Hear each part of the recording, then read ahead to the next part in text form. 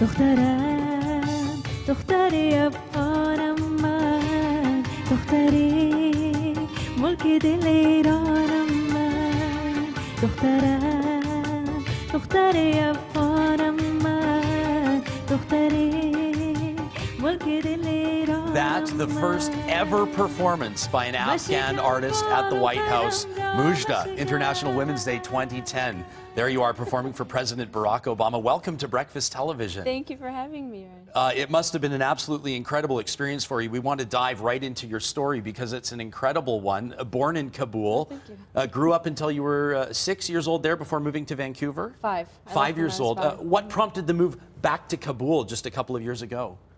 It wasn't just a sudden thing. I was thinking about it for a very long time. It was very difficult for me to convince my parents. It took about 2-3 months for me to convince them, but it was part of my plan. Everything was part of my plan since I was younger, you know, since I first went into high school and realized all the situation in Afghanistan, everything that was happening there. And as much as I was Canadian, I was also Afghan, and I couldn't turn my back on Afghanistan, so I always wanted to go back, and so I set a plan for myself, and I'm so glad everything worked out. Well, I mean, you found work as a model, you've released albums as a singer, a performer, but I think most Afghans probably know you as host of the Mujda show, and and that's the most exciting for me. I mean, I know say music's exciting, modeling was okay, but this is just extremely exciting for me. Time magazine called you Afghanistan's Oprah, and you don't earn a title like that by doing cooking shows or taking on light topics. What do you think earned you that moniker from Time magazine? First of all, it's a great honor.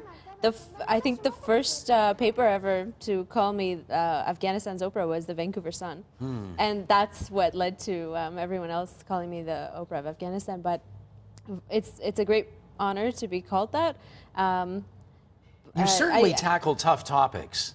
Yes, I think that's maybe the reason why, because I went straight into the tough topics. You know, we started off with lighter topics and just got into the really, you know, taboo topics and the serious issues that people don't even discuss at home. So that's what caused all this attention, because I was bringing awareness to a lot of Afghan families. Well, give us an idea of what you're alluding to here. I mean, are you talking about divorce, women's rights, rights within marriages? These are things that are completely normal here. I mean, freedom of speech is something that we've always had in Canada and, you know, North America, but in a place like Afghanistan, where it's been under the rule of the Taliban for so long, and the you know, extremists are still around, it's very difficult for you to actually speak up about these things, and divorce is really considered something extremely negative. And it's not that I was promoting divorce, it's just that, you know, you get results like burn victims, you get suicides, you get attempted suicides from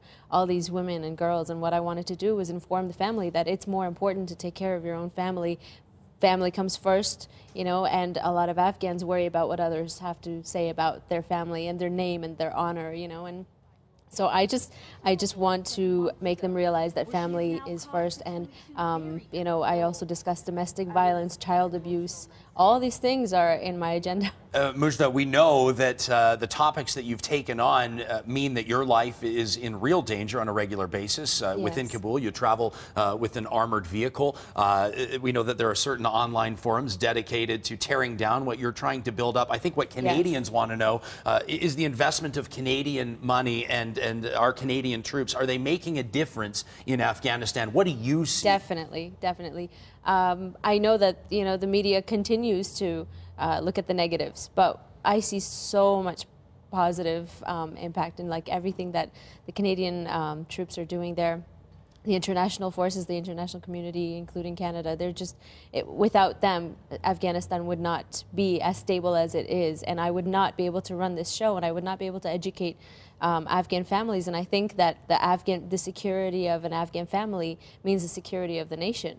So they're doing amazing things, yes. Of course, you're not just doing work in Kabul. In closing, I'd like to ask you about a new partnership you have with a group out of central Alberta, out of Lacombe, Alberta, A Better World. Yes. They have raised about $1.5 million to build 150 classrooms in Afghanistan over the next year and a half or so. What will you be doing with A Better World? I am extremely privileged and honored to be a part of, you know, their program, and I'm so glad that I started working with them, that they are working with me. But they've raised enough funds to build 150 schools, classrooms just for this year alone, and going on to next year. And then you'll be what? You'll be helping with the content once the classrooms are built, is that right? Yeah, once the classrooms are built, my focus with them is going to be more about teacher training programs and scholarship programs and things that are going to be happening inside these classrooms. It's amazing, changing lives, and most importantly with this next generation of Afghans that will move forward. I believe to have education is the own. only solution for Afghanistan, and I think that's the way to go. And it'll secure the whole world, because if Afghanistan's secure, we won't see another 9/11. Amen. Mujda, thank you for joining us. You what so an much. honor to meet you. It's excellent work that you're doing. It's a pleasure If meeting you. Mujda's story has captivated you, and how could it not? She has so much more to tell. You can hear her address Albertans tomorrow at 4 o'clock at Canadian University College in Lacombe. For more information on what Mujda is doing along with A Better World, check out the Inside BT link at breakfasttelevision.ca.